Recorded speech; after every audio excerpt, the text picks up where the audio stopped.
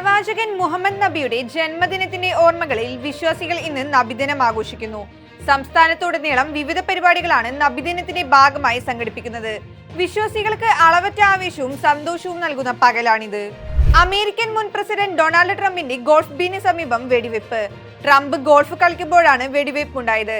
Golf കോഴ്സിൽ മറഞ്ഞിരുന്ന അക്രമിയെ secret service തടഞ്ഞു. തുടർന്ന് അക്രമിക്ക് നേരെ സീക്രട്ട് സർവീസ് വെടിയുതിർത്തു. മലപ്പുറത്ത് നിപ്പ മരണം സ്ഥിരീകരിച്ചതിനെ തുടർന്ന് കൂടുതൽ നിയന്ത്രണങ്ങൾ. കണ്ടെയ്ൻമെന്റ് സോണുകളിൽ ആളുകൾ കൂട്ടം കൂടി നിൽക്കരുതെന്ന് നിർദ്ദേശം.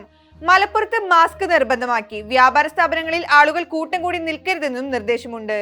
തിരുവോണ രാത്രിയിൽ തിരുവനന്തപുരത്തുണ്ടായ അപകടങ്ങളിൽ 5 ജീവൻ നഷ്ടമായി. വർക്കലയിൽ ബൈക്കുകൾ കൂട്ടിയിടിച്ച് 3 പേർ മരിച്ചു.